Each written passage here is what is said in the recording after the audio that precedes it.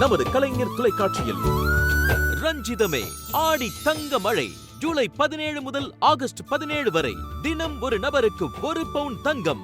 நமது கலைஞர் தொலைக்காட்சியில் காணத் தவறாதீர்கள்.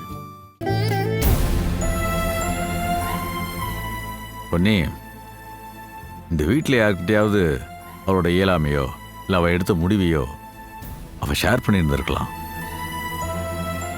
நான் உள்ள வரலாமா? ஏய் மாணிக்கா, வாடா. என்னடா நீ உள்ள வாடா. என்னடா மாணிக்கா, இது எப்போ உன் வீடு தான்டா. வாடா வா. ஆளே அவனையும் பாரு, பர்மிஷன் கேட்கறான். உட்கார. ஐயோ, என்னன்னு என்ன நடந்துருச்சுன்னு இப்படி எல்லாம் பேசிட்டு இருக்கீங்க? தங்கச்சிமா, இனி என்ன நடக்கணும்? மாப்பிள்ளை இதே இடத்துல நின்னு என் பொண்ணை பார்த்து பேசின ஒவ்வொரு வார்த்தையும் நெஞ்சில ஆணி வச்சு அடிச்ச மாதிரி இருக்கு. அதெல்லாம் தப்புன்னு சொல்றதுக்காகவோ என் பொண்ணு செஞ்சது சரிதான்னு வாதாடுறதுக்காகவோ நான் இங்க வரல ராஜாராம். அண்ணன் ப்ளீஸ், இங்க பாருங்க, கொஞ்சம் அமைதியா இருங்க. நாங்க கூட இப்போ ஸ்வேதாவை பத்தி தான் பேசிட்டு இருந்தோம். நடந்து முடிஞ்ச விஷயத்தினால நமக்குள்ள எந்த விரிசலும் வந்துடாதுன்னு.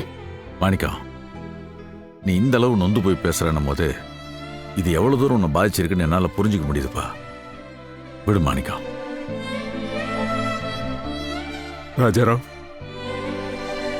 இந்த வீட்டுக்கு சம்பந்தி ஆனதுல அவ்வளவு சந்தோஷப்பட்டவனா. ஆனா இப்போ இல்லன்னு, இப்பவும் சரி அப்பவும் சரி, அதுல எந்த மாற்றமும் இல்லன்னு. என் பொண்ணு ரொம்ப பாவம் ராஜாராம். மாப்பிள்ளைய விட்டுட்டு அவளால வேற எதையுமே யோசிக்க முடியாது.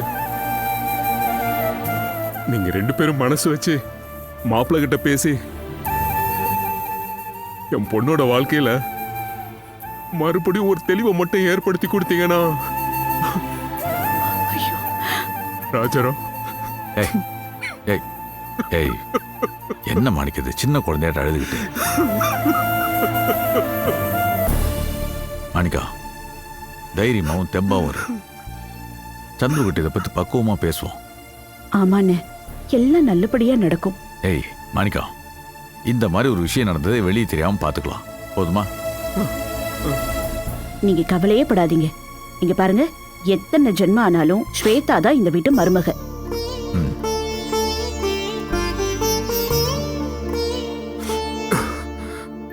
தங்கச்சிமா, எனக்கு இப்பதான் தெம்பே வருது. ஆமா,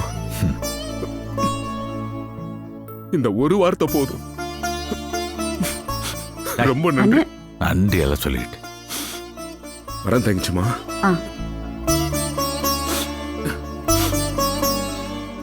நான் வரேன் ராஜாராம். சரி, வரேன் தங்கச்சிமா.